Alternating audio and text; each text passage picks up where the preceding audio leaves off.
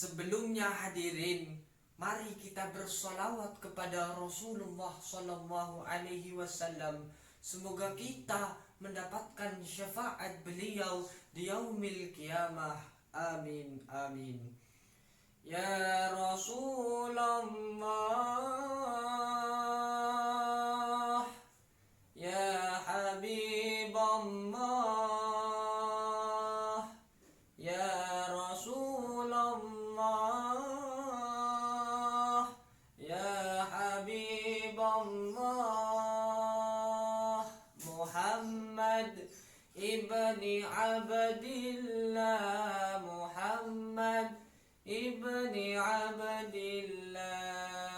Mari hadirin, ya Rasulullah, ya Habiballah,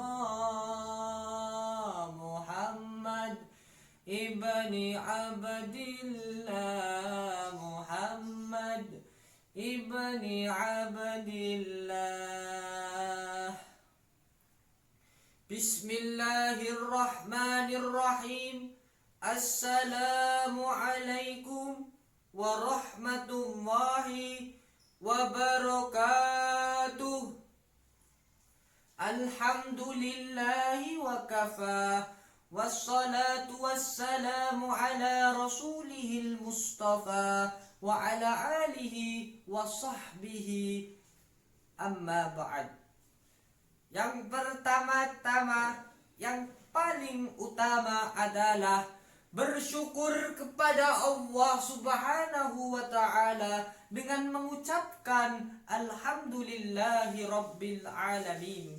Salawat bertangkaikan salam semoga tetap tercurahkan kepada baginda alam Rasulullah Sallallahu Alaihi Wasallam. Semoga kita semua mendapatkan syafaat beliau di yaumil qiyamah. Amin, amin, ya Rabbal Alamin. Meneladani akhlak Rasulullah Sallallahu Alaihi Wasallam dalam menjaga dan melestarikan lingkungan sekitar adalah topik bahasan yang akan saya sampaikan pada kesempatan kali ini. Ajaran Rasul dan lingkungan seringkali dipahami dengan dua konteks yang berbeda.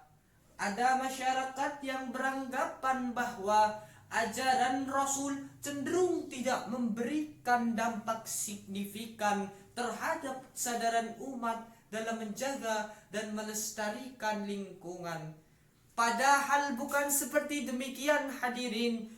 Justru terdapat hubungan mutualisme di antara keduanya. Terlebih pengaruh ajaran Rasul dalam mempengaruhi tingkah laku dan perilaku umatnya dalam menjaga dan melestarikan lingkungan sekitar.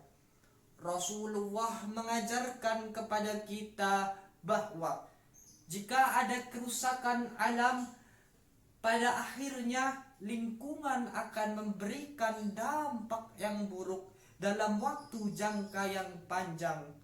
Sebagaimana firman Allah Subhanahu wa ta'ala dalam Quran surah Ar-Rum ayat 41 yang berbunyi, A'udzu billahi minasy syaithanir rajim.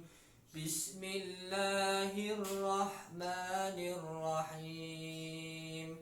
Dhaharal fasadu fil barri wal bahri bima kasabat aydin nas liyudhiqahum ba'dalladhi 'amilu la'allahum yarji'un.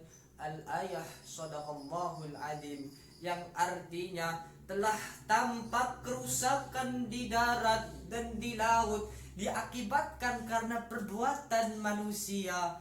Allah menghendaki agar mereka merasakan akibat perbuatan mereka, tentunya agar mereka kembali ke jalan yang benar. Hadirin wal hadirat rahimakumullah.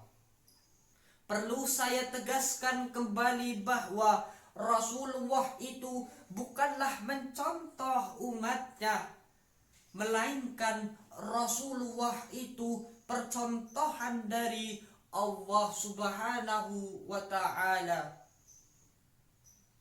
Lalu apa yang bisa kita contoh dari akhlak beliau dalam menjaga dan melestarikan lingkungan sekitar?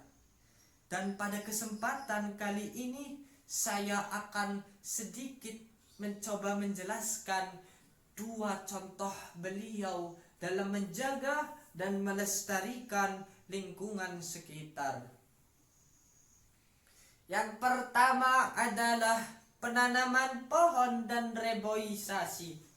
Hal ini ditegaskan oleh Rasul dalam sebuah hadis yang diriwayatkan oleh Imam Bukhari dan Muslim, yang artinya, tidaklah seorang muslim menanam pohon atau tumbuhan lalu dimakan oleh burung, manusia atau binatang, melainkan ia mendapatkan pahala sedekah. Muttafaqun alaih. Hadis ini mengajarkan kepada kita sebagai umat beliau untuk menanam tumbuhan, baik berupa pohon ataupun tanaman pangan.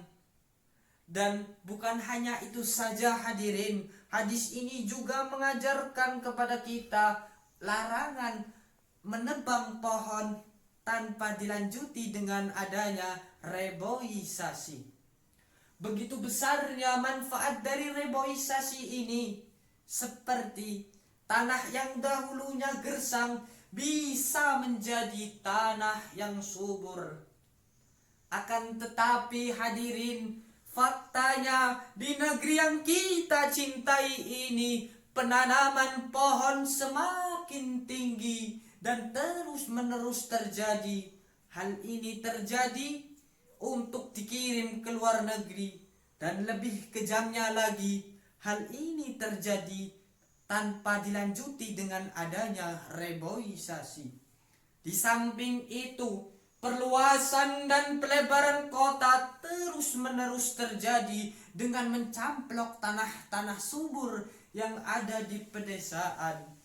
Padahal yang kita tahu hadirin, banyak sekali manfaat dari pohon. Contohnya, pohon dapat mendaur ulang gas beracun seperti karbon dioksida menjadi oksigen untuk kebutuhan manusia. Hadirin wal hadirat rahimakumullah. Contoh kedua yang diajarkan oleh Rasulullah Shallallahu Alaihi Wasallam dalam menjaga dan melestarikan lingkungan sekitar adalah tidak membuang hajat sembarangan. Hal ini ditegaskan oleh Rasul dalam hadis yang diriwayatkan oleh Abu Hurairah radhiyallahu an, yang artinya, janganlah seseorang dari kalian kencing di dalam air yang diam, yang tidak mengalir, lalu mandi darinya. Hadis ini mengajarkan kepada kita, seandainya kita buang hajat sembarangan, berarti kita telah menjadikan tempat itu najis, kotor, dan bisa memungkinkan menjadi tempat sarang nyamuk. Akan tetapi hadirin, pencemaran di era modern ini bukan lagi pada buang air kecil ataupun besar, melainkan pencemaran yang justru lebih besar dan lebih berbahaya bagi lingkungan, yaitu limbah industri. Inilah yang harus kita perbaiki dan kita cegah hadirin. Seharusnya limbah industri tidak dibuang sembarangan, melainkan ditaruh dalam sebuah wadah sendirinya dengan catatan jauh dari permukiman penduduk. Jikalau pencemaran limbah ini terjadi, maka akan menyebabkan pencemaran tanah, air dan udara.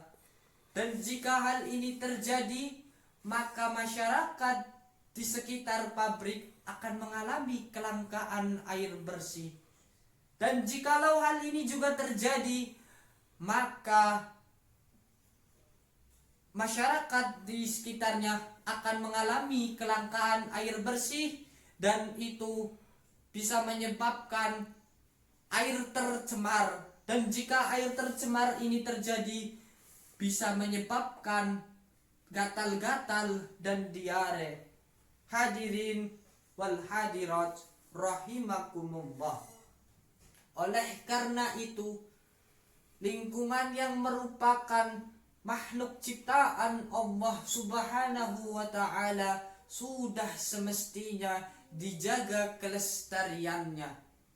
Sebab kelestarian lingkungan bisa menjadi tolak ukur majunya suatu bangsa ataupun negara. Oleh karenanya, kita sebagai khalifatul fil ard, khalifah di muka bumi ini, juga seharusnya bisa menjaga dan melestarikan lingkungan sekitar.